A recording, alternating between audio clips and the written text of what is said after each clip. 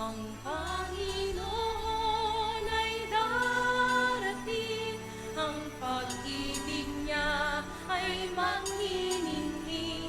Sa harap ng altar, kami lumalapit, umaawit ng masayang papuri. Buksan ang kandila ng buhay, ang liwanag sa paghihintay. Sa pagdating ni Jesus, naway pagpalain, ito ang aming dalangin. Ang Panginoon ay darating, ang pag-ibig niya ay magniningning. Sa harap ng altar, kami lumalapit, umaawit ng masayang papuri. Ang pag-ibig niya ay magniningning. Sa harap ng altar, kami lumalapit, umaawit ng masayang papuri. Sa harap ng altar, kami lumalapit, umaawit ng masayang papuri. Sa ngalan ng Ama, ng Anak, at ng Espiritu Santo, Amen. sumainyo ang Panginoon. At sumainyo rin. Mga kapatid, magpuri tayo at magpasalamat sa Diyos dahil binigyan niya tayo ng bagong panahon, bagong taon sa pamamagitan ng Adviento. Ang ibig sabihin ng Adviento ay galing sa salitang Advientus. Ibig sabihin ay pagdating, to come. Naghahanda tayo dahil sa pagdating muli ng ating Panginoong Hesukristo sa kawakasan ng panahon. Pero tayo'y naghahanda din, inaalala natin ang unang pagdating ng ating Panginoon nung siya'y sinilang dito sa mundo. Yan ang tinatawag nating ang kapaskuhan ng kanyang pagsilang. Pero may nakakalimutan tayo. May pangatlong Adviento na nangyayari araw-araw.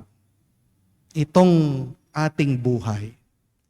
Ang Adviento na kung saan dumarating, lumalapit, nananatili ang Espiritu ni Kristo sa ating buhay. Yan ang madalas hindi natin namamalayan. Yan ang madalas na hindi natin binibigyan ng oras at ng panahon. Ang kapatid, kasama natin ngayon ang ating Panginoong Hesukristo. Muli siya na lumalapit, tumatabi sa atin, nananatili at may kagustuhan na pumasok sa ating mga isip, puso at kaluluwa. Sa mga pagkakataon na kung saan dahil sa ating mga kasalanan, tayo'y nanatiling malayo sa ating Panginoon. Kaya naman wala tayong natanggap na mga biyaya at grasya at lalo pa tayong napasama. Kaya naman nagiging mabigat ang ating buhay ay dahil hindi natin pinapapasok ang Espiritu ni Kristo sa ating mga kalooban. Tayo'y magpakumbaba, tayo'y humiling muli ng kanyang awa para din makita tayong karapat-dapat makatanggap sa mga banal na misteryo. Inaamin ko Sa makapangyarihang Diyos at sa inyo mga kapatid, na lubha kong nagkasala sa isip, sa salita, sa gawa at sa aking pagkukulang. Kaya'y sinasamo ko sa mahal na Birheng Maria, sa lahat ng mga anghel at mga banal, at sa inyo mga kapatid, na ako'y ipanalangin sa Panginoong ating Diyos. kaawaan tayo na makapangyarihang Diyos, patawarin tayo sa ating mga kasalanan, patnubayan tayo sa buhay na walang hanggan. Amen.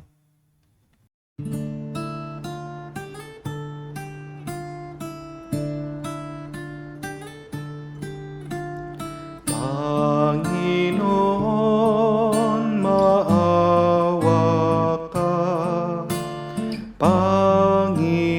Panginoon, maawa ka.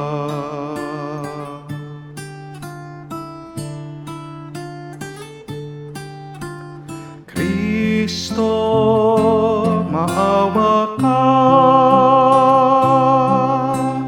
Kristo, maawa ka sa amin. Panginoon, maawa ka. Panginoon, maawa ka. Manalangin tayo. Ama naming makapangyarihan, bigyan mo kami ng paninindigang tumahak sa landas ng kabutihan. Sa pagdating ni Kristo, makasalubong nawa kaming may mabubuting gawa. Upang kapiling niya sa gawing kanan, kami ay makapisan sa iyong pinaghaharian. Sa pamamagitan niya, kasama ng Espiritu Santo, magpa sa walang hanggan. Amen. Pagbasa mula sa aklat ni Propeta Jeremias. Sinabi pa ng Panginoon, dumating na ang araw na tutuparin ko ang aking pangako sa Israel at sa Huda. At sa panahong iyon, pasisibulin ko matuwid na sanga ni David. Paiiralin niya ang katarungan at ang katwiran sa buong lupain. Sa mga araw ring iyon, maliligtas sa mga taga-Huda at mapayapang mamumuhay ang mga taga-Jerusalem. At sila'y tatawagin sa pangalang ito, ang Panginoon ang ating katwiran. Ang salita ng Diyos. Salamat sa Diyos. Sa iyo ako'y tumatawag, Poong Diyos na nagliligtas. Sa iyo ako'y tumatawag, Poong Diyos na nagliligtas. Ang kalooban mo'y ituro, O Diyos. Ituro mo sana sa aba mong lingkod. Ayon sa matuwid, ako ay turuan. Ituro mo, Poon, ang katotohanan. Tagapagligtas ko na inaasahan. Sa iyo ako'y tumatawag, Poong Diyos na nagliligtas. Mabuti ang puon at makatarungan. Sa mga salare, guro at patnubay. Sa mababang loob, siya yaong gabay. At nagtuturo ng kanyang kalooban. Sa iyo ako'y tumatawag, Poong Diyos na nagliligtas. Tapat ang pag-ibig, siyang umaakay. Sa tumatalima sa utos at tipan. Sa tumatalima, siya'y kaibigan. At tagapagturo ng tipan niyang banal. Sa iyo ako'y tumatawag, Poong Diyos na nagliligtas.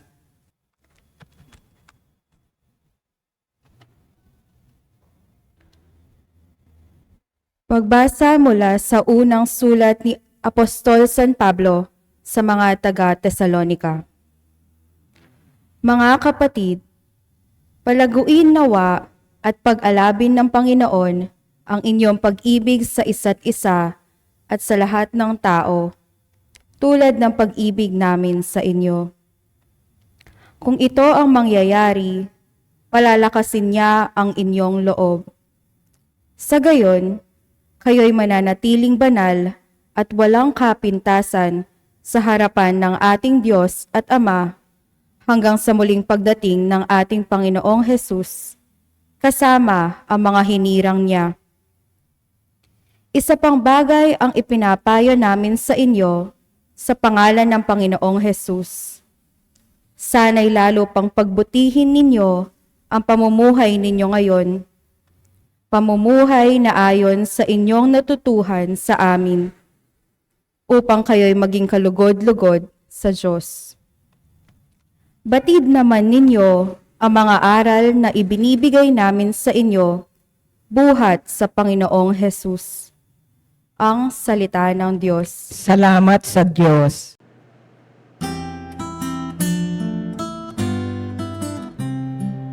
Alleluia, alleluia, alleluia, alleluia, alleluia, alleluia, alleluia, alleluia,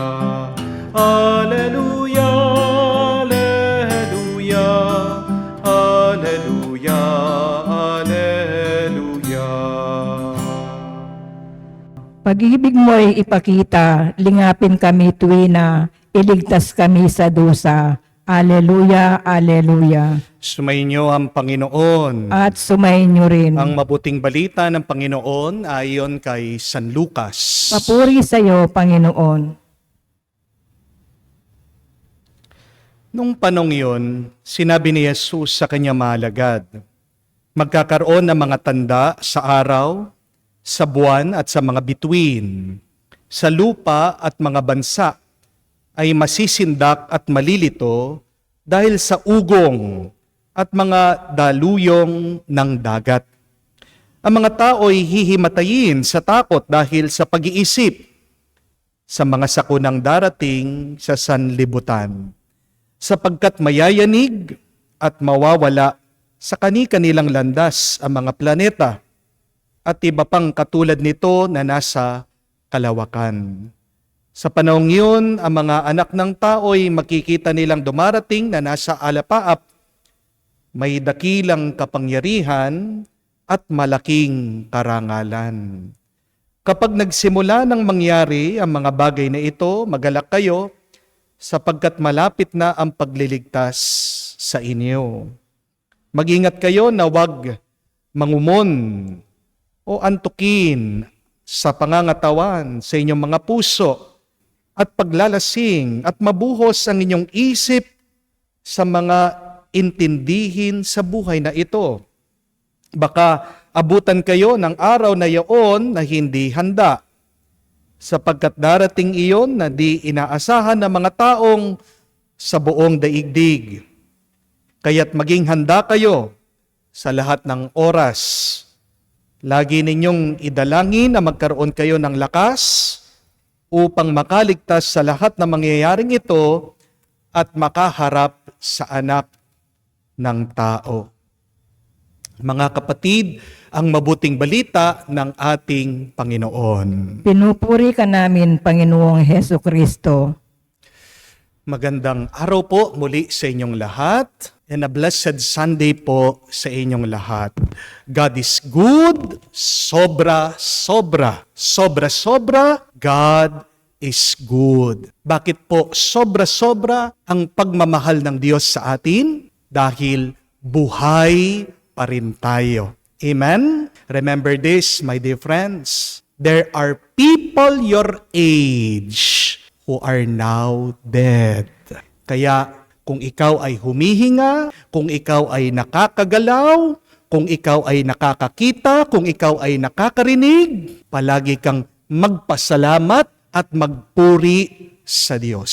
Kahit na gaano kahirap ang buhay, paniwalaan mo, manalig ka, hinayaan ng Diyos na nandyan ang problemang yan dahil naniniwala siya, nakakapit ka sa Kanya. Naniniwala ang Diyos na pag nalampasan mo yan, lalo kang lalakas at lalong magiging mabuti ang iyong buhay. Always pray. Always praise the Lord. In the end, all will be okay. At yan ang ibig sabihin ng pag-asa. Naniniwala ka, nakakapit ka sa pangako ng Diyos. Amen? Pagkatapos-tapos lang po ng sunod-sunod na bagyo dito sa ating bansa, meron na naman ibang bagyo na nangyayari sa ating lipunan. Itong bagyo ng bangayan, away sa politika. Siguradong alam niyo po yan, nakatutok kayo sa balita. Hindi po ba nakakalungkot? Tayo mga Pilipino, nag-aaway tayo. Tayo mga Pilipino, hindi tayo marunong magkaisa. Isa po sa ating intention yan, dito sa ating banal na misa. Adviento, bagong panahon. Hinihiling naman po natin na sana magbago din ang isip at puso ng bawat isa, mag-umpisa po sana sa ating mga namumuno. Amen? Dahil napakaganda po nung kasabihan sa Africa, when elephants fight, it is the grass that suffers. Sino po ang kawawa pag nag-aaway ang mga malalaking elepante o mga malalaking tao? Yung pong mga maliliit na tao, yung mga mahihirap. Hindi po ba? So, let us come together, let us unite ourselves in prayer. Sana po matapos na tong away ng politika, para sama-sama po tayong lahat, tayo po mga Pilipino, ang umasenso tayo, ang umangat tayo, para tayong lahat maging payapa at maging masaya. Amen? May kakilala po akong isang pari, kwento po niya sa akin. Minsan daw po na simbang gabi, ayan, malapit na naman po ang Pasko. Kami pong mga pari, pag simbang gabi, ang dami po naming schedule. At hindi po exempted itong paring ito. Ang dami daw po niyang mga misa, mga simbang gabi. At kung kailan simbang gabi, dyan din po sumasama, sumusunod yung mga nagpapakasal, mga nagpapabinyag, yung mga namamatay. So ang dami po niyang mga schedule. At nung pong gabi na, umuwi siya sa kumbento, hinubad lang daw po niya yung kanyang damit. At pagkahiga, biglang humilik na po, biglang nakatulog. Dahil sa sobrang pagod, dire-diretso po yung tulog nitong pari. Kaya lang, kinabukasan, bigla narinig niya, kumakatok dun sa kanyang pintuan. Tok, tok, tok, tok, tok, tok, tok, tok, tok, tok, tok, tok, bug, bug, bug, bug, bug, bug, bug. Biglang nagising po yung pari. Naririnig niya yung kanyang sakristan. Sabi, Father, late na po kayo. Nandyan po yung mga tao. 4 o'clock na po, simbang gabi na. Gising po, gising. Lang, nabigla itong pari. Sa sobrang pagod niya, nakalimutan po niyang iset yung kanyang alarm clock. Oo nga, no? So, hiyang-hiya na yung pare dahil nakita niya na 4:15 na. Ang simbang gabi, 4:00 ng umaga. Nung ginawa ng pare, biglang lumundag doon sa kama, nagbasa lang ng buhok, nagsipilyo ng mabilis, kinuha daw po yung kanyang kasulya, sinuot po yung kasulya, dali-dali na bumaba. Pagka pasok po niya sa simbahan, ini-expect po nitong pare, galit na yung mga tao. Kasi 4:20 na po eh. Pero pagkakita po niya dun sa mga tao, habang nagpo-prosesyon na naglalakad siya, itong mga tao nakangiti sa kanya. Yung iba, pinipigilan, natatawa pa. Sabi ng pare, wow, good mood, ang babait ng aking mga parishioner, no? Oh, pinapatawad ako kahit na na-late ako, okay lang sa kanila, ay salamat sa Diyos. So itong pare, nagmamadali po na tinapos siya yung misa, no? Mabilis siyang nagdasal, mabilis po siyang humili kasi medyo groggy pa po siya, nahihilo pa siya, gusto niyang bumalik agad doon sa kanyang kama, gusto niyang matulog. Natapos po ang misa. Nung nandun na siya sa likod sa sacristy, meron daw po isa sa mga matatanda, manang, nilapitan siya. Sabi, Father, kayo talaga, napakapilyo nyo, loko-loko talaga kayo, sabi po nung matanda. Nagtataka naman, itong pare, ano kaya sinasabi ng matandang ito, no? Huhubarin na daw po niya yung kanyang damit. Sabi ng matanda, ay Father, huwag niyo pong huhubarin yan. Bakit? Kayo talaga, napakapilyo nyo, no?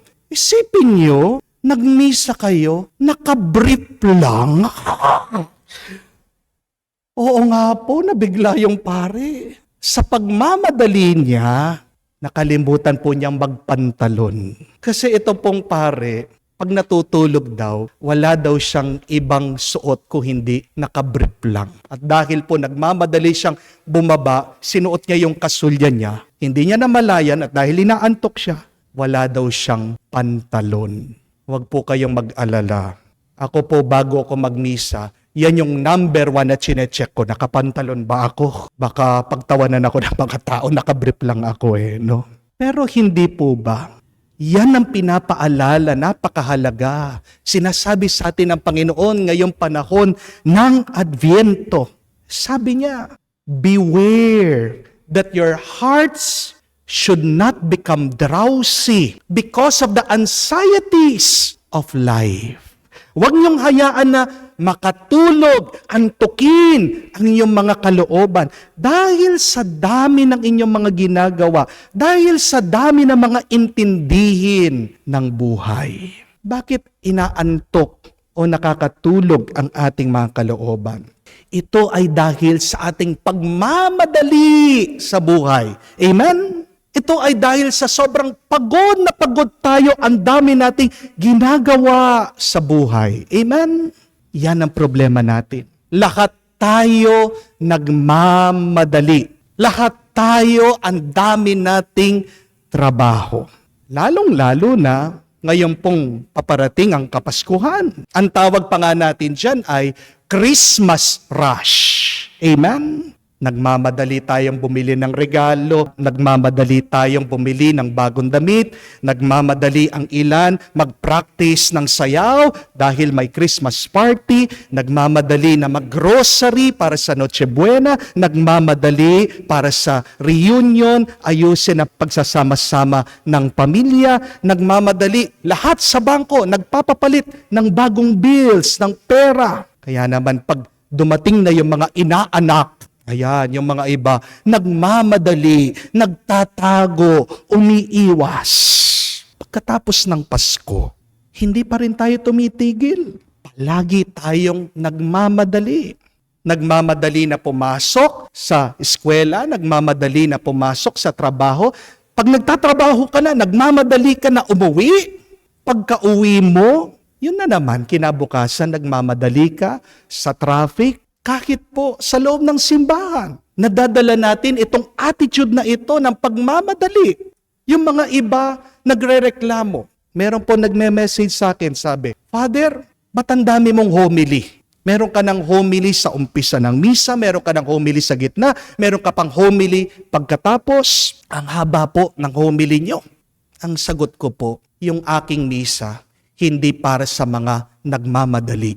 Yung aking misa, para sa mga gustong manatili, magdasal at matuto sa kanilang pananampalataya. Dahil isa po sa hindi ko makalimutan, galing po ito sa matandang pari, nagturo sa akin, sabi, pag ginagawa mo mga sakramento, lalong-lalo na pag nagmimisa ka, isang bagay na hindi mo dapat gawin, dapat iwasan mo, yung nagmamadali ka. Dahil ang misa ay ang pinakamataas na uri ng panalangin. Ang misa, inaalala natin ang sakripisyo ni Kristo sa Kalbaryo. Pagkatapos, nagmamadali ka. Pag nagmamadali ka, ginagawa mong mura, walang kwenta, walang kahulugan, ang misa.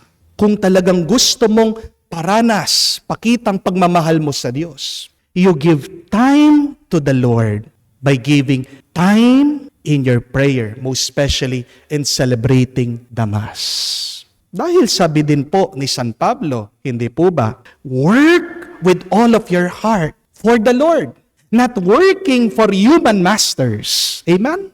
Pero hindi po ba, yan yung nakakalungkot sa ating mga tao. Pag meron tayong ginagawa, hindi man natin naiisip ang Diyos. Hindi po ba? Sinong iniisip mo pag nagtatrabaho ka? Ikaw lang.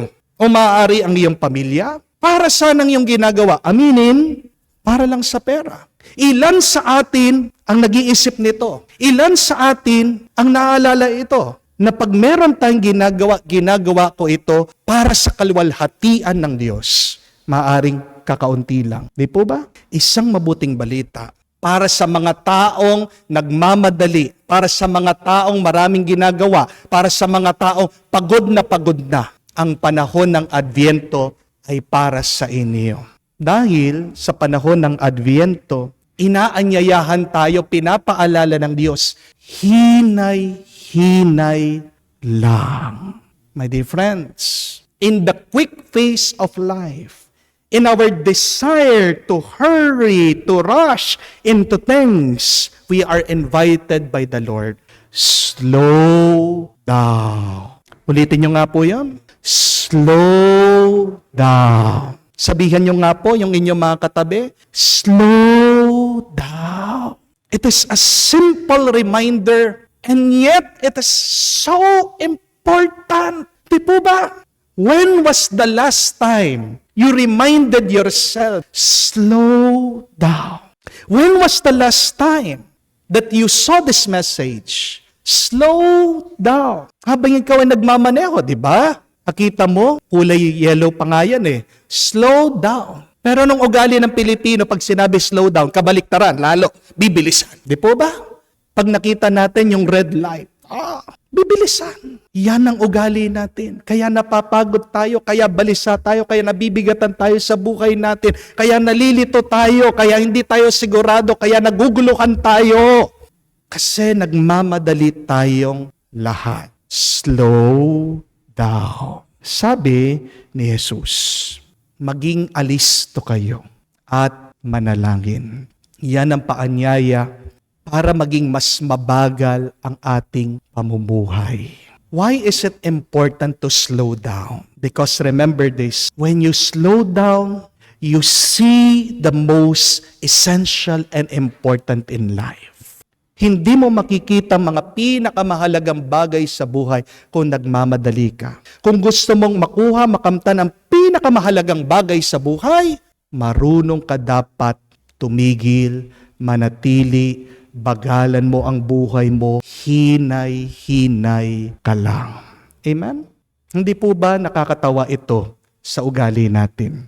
Nagmamadali tayo para makarating tayo sa kinabukasan. Ang kinabukasan, hindi pa totoo yan.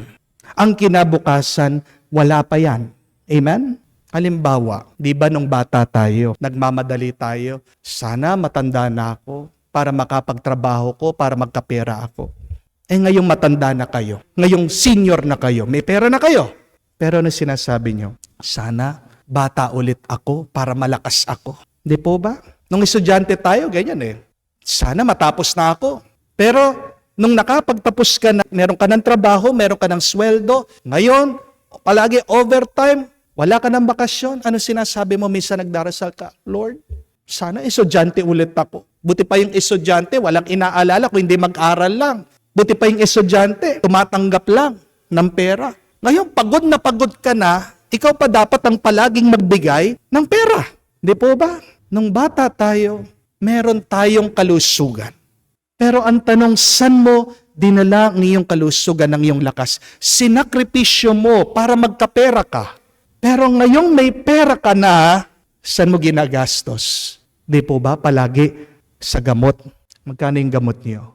Meron dyan, gumagastos 10,000 naman. Meron pa nga, 20,000, 25,000, 50,000. Yung mga maintenance nyo, para sa arthritis nyo, diabetes nyo, para sa cholesterol nyo. Nung bata ka, ang lakas mo, but do we really appreciate our health, our strength? Ngayon, may pera ka, pero gusto mong bumalik. Ano nangyari? Nagmamadali ka kasi. When you hurry in life, you sacrifice the most important thing in your life. Ba't ka nagmamadali? Saan ka ba papunta? Di ba ang katapusan ng buhay na ito? Sa hukay. Hindi ka dapat magmadali, mga kapatid. Enjoy the moment. You only have this life. Be happy. At pag nagmamadali ka, merong isa pang napakahalaga na hindi mo nakikita, na hindi mo nararanasan. Ano? Ang presensya ng Diyos. That is the reason why the Lord is asking us, be vigilant, pray, so that you may experience the most important thing, God's grace. Remember that word, busy. Spell busy, B-U-S-Y. Sinabi ko na po ito minsan. It is an acronym. Busy means being under Satan's yoke. Masaya ang demonyo pag marami kang ginagawa. Kasi ang unang-unang nakakalimutan mo ay ang Panginoon. Amen? Mga kapatid, hindi naman po tayo ginawa ng Diyos para lang magtrabaho ng magtrabaho. Kaya nga po ang tawag sa atin, human beings. We are not human doing. Hindi ka makina. Tao ka. Kapag nagkakasakit ka, kapatid, yan ay grasya. Amen? Anong ibig ko sabihin? Father, masakit ang magkasakit. Bakit po grasya biyaya pa rin ang sakit? Kasi pag meron kang sakit, pinepuwersa ka ng Diyos, tumigil, manatili sa bahay, magpahinga. Your sickness is God telling you, hey, stop, rest, be with your family, be with me. Kasi kung hindi ka bibigyan ng sakit ng Diyos, di ba? Palagi kang kayod ng kayod. Hindi ka titigil. Amen? Kahit nasabihin mo, magbakasyon ka. Nakikita ko po ito madalas. Nasa Boracay pero nandun sa phone, nandun sa computer, nagtatrabaho. Isa lang ang makakatigil sa iyo para magpahinga, para manatili kasama mo ang pamilya mo. Bibigyan ka ng sakit ng Diyos. Huwag mong hihintayin na magkasakit ka bago ka huminto, bago ka magdasal. Huminto ka, magdasal ka, kahit na wala ka pang sakit. Amen? Isang grasya din galing sa Diyos. Ang pag-aalala, yung anxiety, yung depression mo, Kahit na alam ko, napakapangit po, napakasamang karanasan yan. Why? Dahil kung hindi ka mag-aalala, hindi ka kakapit sa Diyos. Dahil kung hindi ka mag-aalala, hindi ka magdadasal at magpapatulong sa Diyos. Amen? Your depression, your anxiety is a signal telling you, hey, stop, pray, let go, and let God. Kaya nga po, ang panalangin, hindi lang po obligasyon yan. Ang panalangin ay kailangan yan. Ang panalangin ay tulong sa atin. Kasi pag nagdadasal ka, inaanyayahan ka ng Diyos. Tumigil, huminto, magpahinga, at manatili lang sa Kanya. I tell you, my dear friends, napakarami po na pumupunta dito sa parokya, nagpapatulong sa akin, nagpapa-counseling. At pag tinatanong ko sila sa kanilang prayer life, I always hear this, Father, pasensya na po. Isang pagkukulang ko yan. Yung pong isang matanda, sinabihan ko, Nay, magrosaryo kayo para mawala yung inyong pag-aalala. Sabi ba naman ng matanda, Father, meron ako rosaryo doon sa lamesa. Hindi gagana yon. Walang kwenta yung rosaryong yon kung nandun lang sa lamesa. Para maging epektibo ang rosaryo, dapat hawakan mo, dapat gamitin mo, dapat dasalin mo. Ang dami sa ating ganyan. Alam na dapat magdasal pero hindi natin ginagawa. Amen? My dear friends, when you are tempted to rush and when you are tempted to hurry in life, please pause for a while, pray, and encounter God in your life. Kaya nga po sabi ni Mother Teresa, when you are not busy, pray for 1 hour. When you are very busy, pray for 2 hours. Nakakabigla po yun, no? Bakit? Pag kung kailan marami kang ginagawa, doon ka dapat magdasal lang magdasal. Kasi pinapaalala sa atin, hindi naman tayo ginawa ng Diyos para maging makina, para magtrabaho, para magmadali. Ginawa tayo ng Diyos. Maaalala mo yan sa pamamagitan ng panalangin para makasama siya, para makaugnay siya dahil ikaw ay anak ng Diyos. My dear friends, there is no need to rush. There is no need to hurry. Life is a gift. Kaya nga po, ang gift, isang salita pa dyan, ay present. You will never enjoy the present if you are not present. Amen? Walang kwenta ang regalo kung nagmamadali ka, kung hindi ka nananatili, kung hindi mo yan tinitignan, kung hindi ka hihinto muna. Walang dahilan para magmadali. Dahil lahat ng kailangan natin, nandito na. Yan ay ang Diyos. Nasaan ang Diyos? Nandito sa kasalukuyan, kasama mo. Magdasal po tayo. Tulungan tayo ng Diyos na maghinay-hinay at manatili lang kasama niya para mapuno tayo ng kanyang pagpapala, ng kanyang grasya, ngayon at magpakailanman. Amen. Sumasampalataya ako Sa Diyos, tamang makapangyarihan sa lahat, na may gawa ng langit at lupa, sumasampalataya ako kay Hesukristo, iisang anak ng Diyos, Panginoon nating lahat, nagkatawang tao siya, lalang ng Espiritu Santo, ipinanganak ni Santa Mariang Birhen, pinagpakasakit ni Poncio Pilato, ipinakwa sa krus, namatay, inilibing, nanawag sa kinaroroonan ng yumao, nang may 3 araw, nabuhay na maguli, umakyat sa langit, naluluklok sa kanan ng Diyos, amang makapangyarihan sa lahat. Doon magmumulang paririto at hukom sa nangabubuhay at nangamatay na tao.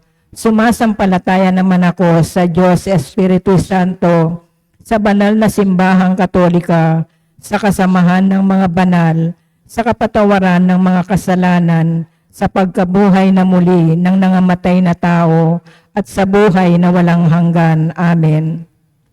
Pinapaalala sa atin ngayon ng salita ng Diyos ang pagdating ni Kristo bilang ating hukom at kung paano tayo dapat maghanda sa paghaharap sa Kanya.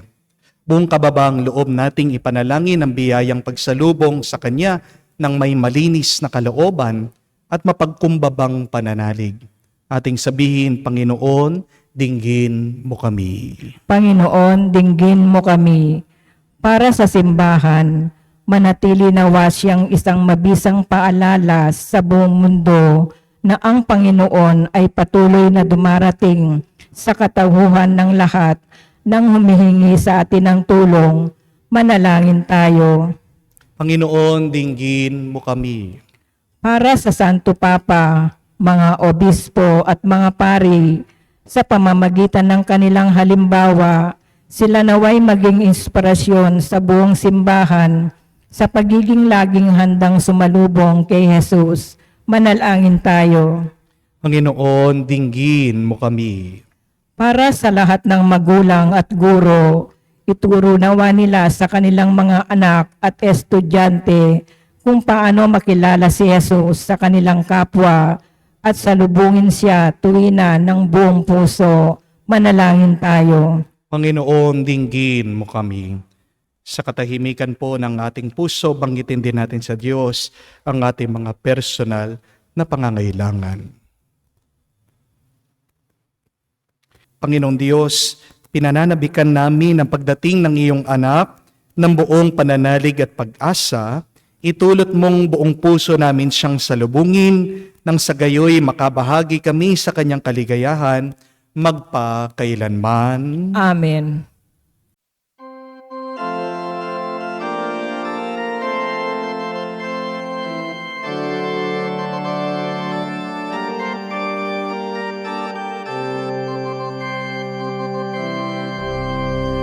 Maging tinapay ng aming tuwa, maging alat ng aming saya, maging kanta ng aming galak, maging katawan mo kami, Jesus.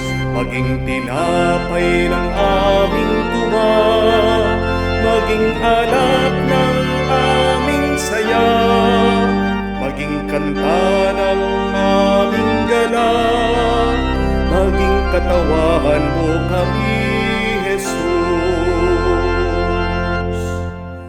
Manalangin kayo mga kapatid para ang ating mga pagkahain ay kalugdan ng Diyos amang makapangyarihan. Tanggapin nawa ng Panginoon itong paghahain sa iyong mga kamay sa kapurihan niya at karangalan sa ating kapakinabangan at sa buong sambayanan niyang banal. Ama naming lumikha, tanggapin mo ang mga alay na ikaw rin ang nagbigay. Madulot nawa ito ng gantimpalang kaligtasan na ngayon pa naman ay amin na pinakikinabangan.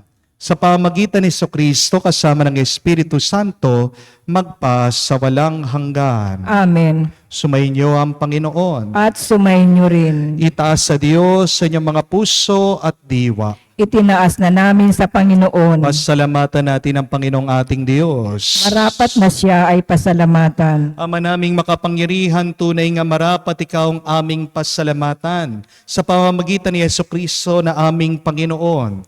Siya'y sinugo mo upang matupad ang iyong magandang balak para sa lahat. Hindi niya kinahiyang mamuhay ng mahirap upang makasama niya kaming matapat. Siya'y naging hindi na iba sa amin upang maitampok niya kami sa iyong piling. Sa kanyang lantarang muling pagdating, ang pakikisama niya'y puspusang magniningning. At ang mga pangako niya'y kapanapanabik ay inaasahan naming lubos na makakamit. Kaya kaysa namang hilig sisiyawin at mapuri sa iyo, nang walang humpay sa kalangitan, kami nagbubunyi sa iyong kadakilaan.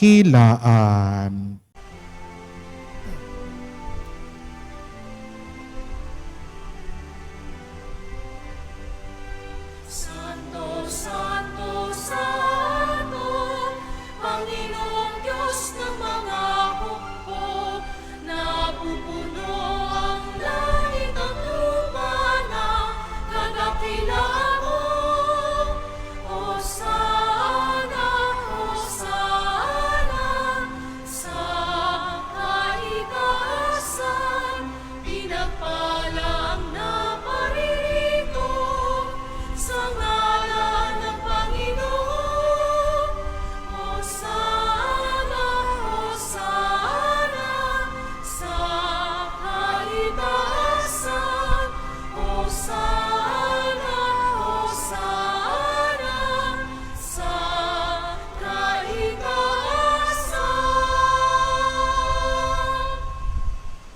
Ama naming banal, ikaw ang bukalan tanang kabanalan, kaya't sa pamagitan ng iyong Espiritu, gawin mong banal ang mga kaloob na ito, upang para sa amin maging katawan at dugo ng aming Panginoong Heso Kristo. Bago niya pinagtiis ang kusang loob na maging handog, hinawakan niyang tinapay, pinasalamatan kanya. Pinaghati-hati niya iyon, inabot sa kanya malagad at sinabi, tanggapin ninyong lahat ito at kanin. Ito ang aking katawan na ihahandog para sa inyo.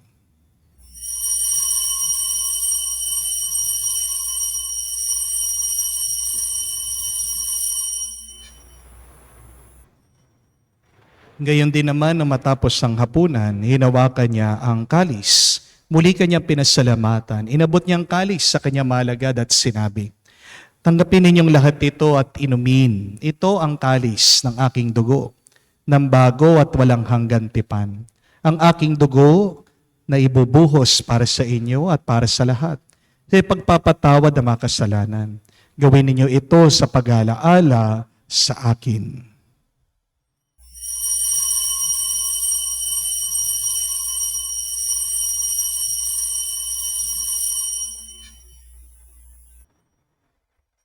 Ang misteryo ng pananampalataya. Aming ipinahayag na namatay ang iyong anak, nabuhay bilang Mesiyas at magbabalik sa wakas para mahayag sa lahat. Ama, ginagawa namin ngayon ang pag-alaala sa pagkamatay muling pagkabuhay ng iyong anak. Kaya tinialay namin sa iyong tinapay nagbibigay buhay at ang kalis na nagkakalob ng kaligtasan. Kami nagpapasalamat dahil kami yung minarapat na tumayo sa harap mo para maglingkod sa iyo. Sinasamo namin kami magsalo-salo sa katawan at tugon ni Kristo ay mabuklod sa pagkakaisa sa pamamagitan ng Espiritu Santo. Ama, lingapin mong iyong simbahan, laganap sa bundigdig. Puspusin mo kami sa pag-ibig. Kaisa ni Francesco ang aming Papa, Florentino aming Arsobispo at ng Tanang Kaparian. Alalahanin mo rin ang aming mga kapatid na nahimlay may pag-asang sila'y muling mabubuhay. Gayon din naman lahat ng mga pumanaw, kawan mo't sila't patuloyin sa iyong kaliwanagan. Kawan mo't pagindapatin kaming lahat, makasalo sa iyong buhay na walang wakas. Kaisa na mahal na Birhen Maria, Ina ng Diyos. Kaisa ni San Jose, kanyang maligayang esposo. Kaisa na mga apostol at lahat ng mga banal na namuhay dito sa daigdig na kalugod-lugod sa iyo. May pagdiwang naman namin ang pagpupuri sa kararangal mo sa pamamagitan ng iyong anak aming Panginoong Heso Kristo. Sa pamamagitan ni Kristo, kasama niya at sa Kanya, ang lahat ng parangal at papuri ay sa iyo, Diyos Ama, makapangyarihan, kasama na Espiritu Santo, magpasawalang hanggan. Amen, amen, amen. Sa nakakagaling na utos sa turo ni Jesus sa Panginoon natin at Diyos, ipahayag natin ang lakas loob.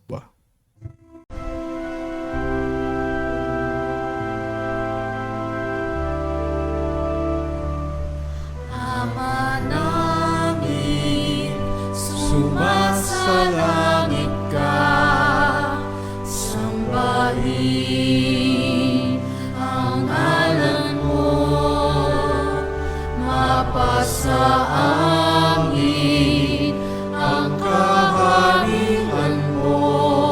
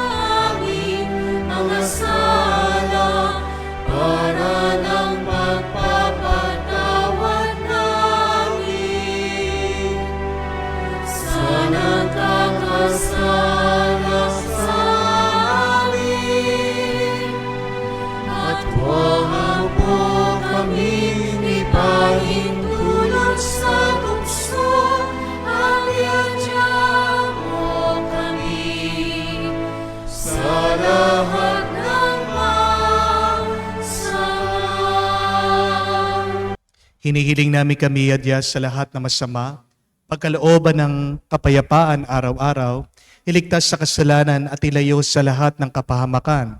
Samantalang aming pinanabikan ang dakilang araw ng pagpapahayag ng tagapagligtas naming si Heso Kristo. Sapagkat iyo ang kaharian at ang kapangyarihan at ang kapurihan magpakailanman. Amen. Panginoong Heso Kristo, sinabi mo sa mga apostol, kapayapaan ang iniiwan ko sa inyo, ang aking kapayapaan binibigay ko sa inyo.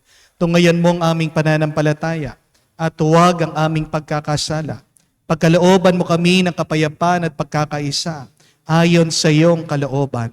Kasama ng Espiritu Santo magpa sa walang hanggan. Amen. Kapayapaan ng Panginoon ay laging sumainyo. At sumainyo rin. Magbigayan po tayo ng kapayapaan sa bawat isa.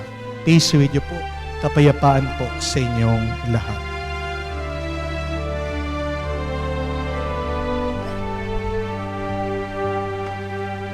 Kordero ng Diyos na nag-aalis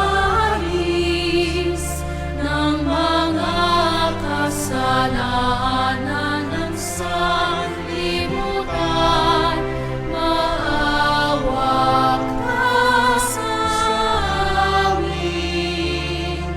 Maawa ka sa amin. Kordero ng Diyos na nag-aalis ng mga kasalanan ng sanlibutan, maawa ka sa amin.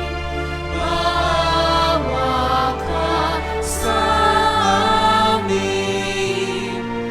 Kordero ng Diyos na nag-aalis ng mga kasalanan ng sanlibutan, ipagkaloob mo sa amin ang kapayapaan. Mga kapatid, naririto ang ating Panginoong Heso Kristo, ang Kordero ng Diyos. Siyang nag-aalis sa mga kasalanan ng sanlibutan. Mapalad tayong lumalapit sa piging ng Kordero. Panginoon, hindi ako karapat-dapat na magpatuloy sa iyo, ngunit sa isang salita mo lamang ay gagaling na ako.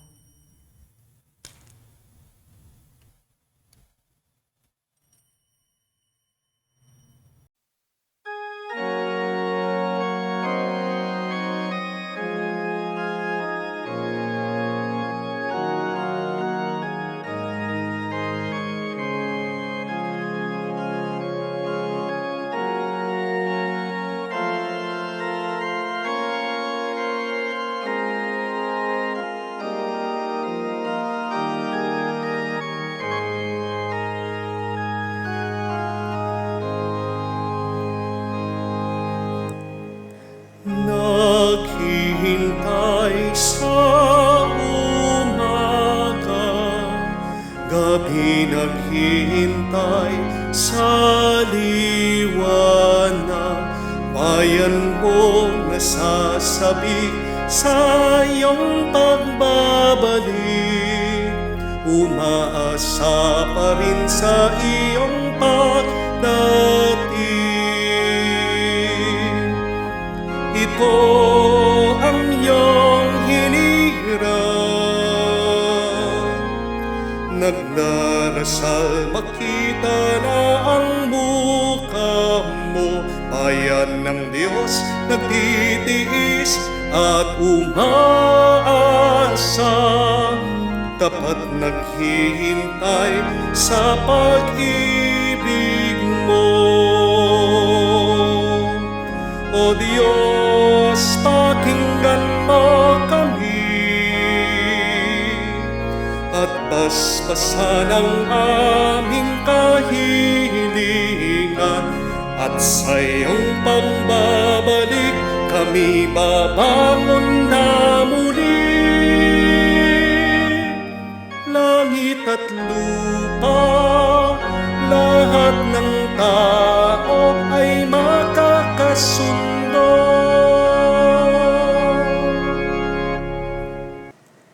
Lumuhod po tayo para sa panalangin para sa mga may sakit. Panginoong Yesus, lumalapit po kami sa iyo ngayon upang idulog ang kagalingan ng mga may sakit.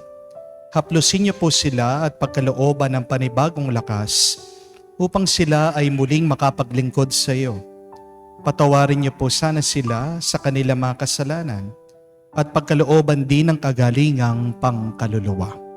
Sa katahimikan po ng ating puso, pagdasal po natin, sabihin sa Diyos ang pangalan ng mga kapatid nating humihiling ng mabilis na kagalingan.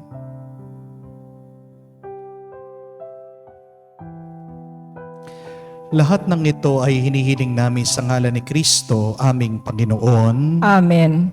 Panalangin para sa mga OFW. Ama, pinapanalangin namin sa iyong natatanging kahilingan ng lahat ng mga nagtatrabaho sa ibang bansa. Tulungan mo sila bawat sandali ng kanilang buhay habang nasa ibang bansa. Palakasin mo sila kapag pinanghihinaan sila ng kalooban. Pagalingin mo sila tuwing nagkakasakit. Aliwin mo sila kapag nalulungkot sila. Ilayo mo sila sa anumang masama at kapahamakan upang magpatuloy sila lagi sa kanilang buhay. Mapahalagan nawa ng kanilang mga pamilya ang bawat sakripisyo nila sa ibang bansa upang wag masayang ang kanilang pagpapagal. Kawan at pagkalooban mo ng biyaya ang lahat ng mga OFW dahil sa iyo lamang aasa at wala nang iba pa. Ang lahat ng ito ay aming sama-samang panalangin sa ngalan ni Jesus. Amen. Banal na mukha ni Jesus. Kaawaan mo kaming. Manalangin tayo. Ama naming mapagmahal, mapakinabangan nawa namin ang aming pinagsaluhan upang sa aming paglalakbay dito sa lupang papanaw, aming mapanaligan ang iyong pagpapalang magpakailanman. Sa pamamagitan ni Jesucristo kasama ng Espiritu Santo, magpa sa walang hanggan. Amen. Sabi po ng isang santo na naging ermitanyo, there are 3 temptations of the evil one. The first is the regret of the past. The second is worry for the future. And third is ungratefulness of the present. Yan daw po ay ginagamit ng demonyo para tayo ay magkasala at para tayo ay mapalayo sa Diyos. My dear friends, no matter how much you regret, you cannot change the past. No matter how much you worry, the future will not be changed. You cannot control the future. And your ungratefulness makes your life ugly, depressing. Mga kapatid, hayaan na natin ang nakalipas sa Diyos. Kaya nga, una nang dumating si Jesus, sinilang para tayo iligtas sa pagkakasala ng kahapon ng ating mga ninuno. Mga kapatid, kung gusto natin na magkaroon ng magandang kinabukasan, kailangan natin ayusin, ituwid ang ating pamumuhay ngayon. At ang pinakamagandang paraan para mabuhay ngayon ay maging mapagpasalamat ka sa lahat ng biyaya na iyong tinatanggap. Gusto mong gumanda, gusto mong gumaan ang buhay mo ngayon, purihin mo palagi ang Diyos, pasalamatan mo palagi ang Panginoon. So, please spend some time praying and thanking the Lord for your blessing now.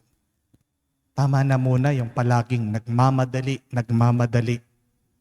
Huminto ka muna. Sinasabi ko, gagaan ang buhay mo, sasaya ka. Umpisan mo sa pasasalamat.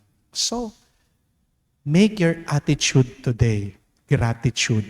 For this whole week, maghanap po kayo ng oras at panahon, araw-araw. Just spend a little time, 5 minutes, 1 minute, just pausing, stopping, and being grateful for the Lord.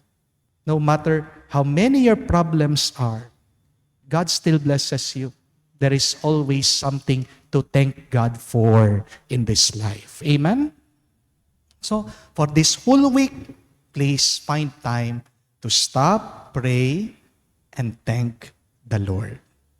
Sumayin niyo ang Panginoon. At sumayin niyo rin. At kayo ay basbasan ng Diyos makapangyarihan sa ngalan ng Ama, ng Anak, ng Espiritu Santo. Amen. Ang ating misa ay natapos na, humayo kayo sa kapayapaan ni Kristo. Salamat sa Diyos.